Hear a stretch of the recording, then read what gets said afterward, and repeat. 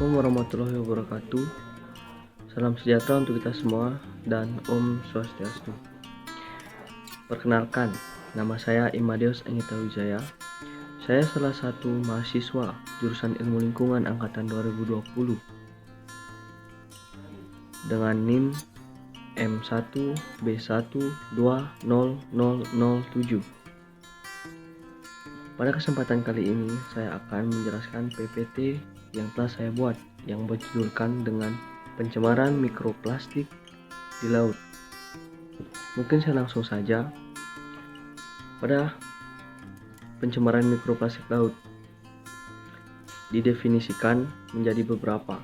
Yang pertama yaitu pencemaran perairan laut adalah masuk atau dimasukkannya organisme zat energi dan atau komponen lain ke dalam laut oleh kegiatan manusia sehingga kualitasnya turun dan tidak sesuai dengan baku mutu serta fungsinya.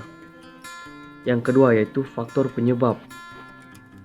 Faktor penyebabnya itu ada 5, yaitu pertama oil spill atau tumpahan minyak. Tumpahan minyak ini adalah karena kecelakaan kapal tanker maupun kebocoran sumur minyak. Yang kedua yaitu pencemaran logam berat, pembuangan limbah yang mengandung logam zat besi seperti merkuri, seng, nikel, dan timbal. Setelah itu pencemaran mikrobiologi laut terjadi karena air laut yang terkontaminasi dengan virus, bakteri, dan mikroorganisme berbahaya lain dari sungai.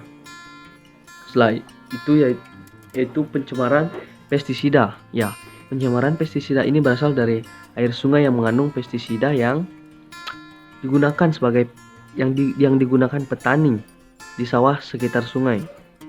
Yang terakhir yaitu pencemaran radioaktif. Ya, pencemaran radioaktif ini terjadi karena adanya kebocoran reaktor nuklir. Sangat mengerikan.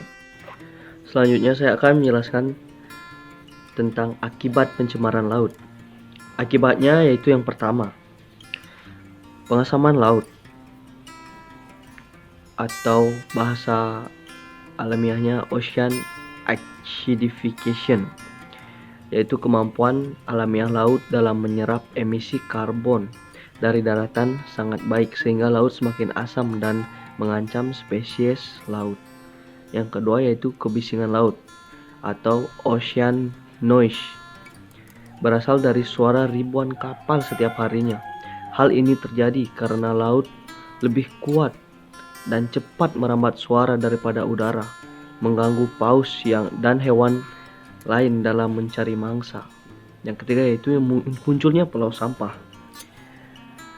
Pulau sampah ini terjadi karena sampah berserakan akibat adanya arus laut akan mengumpul pada area tertentu. Selanjutnya yaitu mikroplastik adalah plastik yang memiliki aturan partikel yang paling kecil, bisa dilihat melalui mikroskop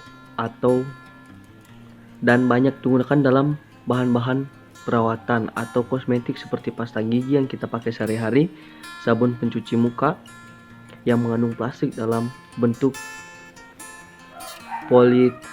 polyethylene glycol. Selanjutnya yaitu jenis mikroplastik.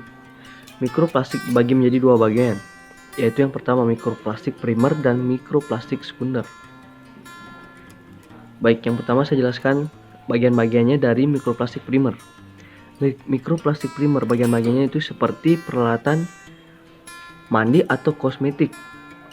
Yang kedua yaitu produk kesehatan. Yang ketiga itu bahan baku untuk memproduksi plastik dan lain-lain. Selanjutnya yaitu mikroplastik sekunder. Bagian-bagiannya yang pertama yaitu sampah plastik, abrasi, dan fasilitas daur ulang. Yang ketiga bahan plastik yang ada di sampah organik. Yang keempat cat yang mengandung polimer sentis atau abrasi saat menghilangkan cat dan lain-lain. Baik, kita masuk di dampak mikroplastik. Di lautan, sampah ini terakumulasi dan meracuni organisme laut. Organisme kecil semacam zooplankton dan krustacea akan menyerap mikroplastik. Yang kedua yaitu bahan kimia plastik. yang mengandung zat karsinogenik dan bisa menimbulkan kanker jangka panjang. Selanjutnya yaitu mikroplastik dapat menyebabkan gangguan dalam jaringan makanan akuatik. Selain itu, mikroplastik dapat berperan dalam transfer kontaminan kimia biota perairan yang mempengaruhi kondisi lautan dan daerah aliran dari sungai. Penanggulangan mikroplastik di laut. Baik, yang selanjutnya yaitu penanggulangan untuk dampak mikroplastik di laut. Yang pertama yaitu solusi dari pencemaran sampah di laut, yaitu pengurangan penggunaan sampah, perbaikan pengelolaan sampah, komposisi sampah, dan produksi barang ramah lingkungan secara massal, dan dibuatnya kebijakan pencegahan dan penanganan sampah plastik di laut internasional dan nasional, serta pendidikan dan pelatihan mengenai penanggulangan sampah plastik di laut. Jadi kesimpulannya,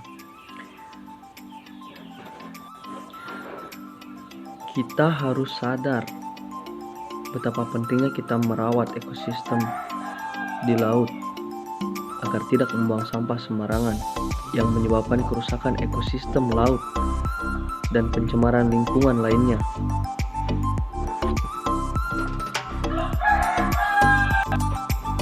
Baik, mungkin itu saja penjelasan dari PPT yang saya telah buat. Kurang dan lebihnya mohon dimaafkan.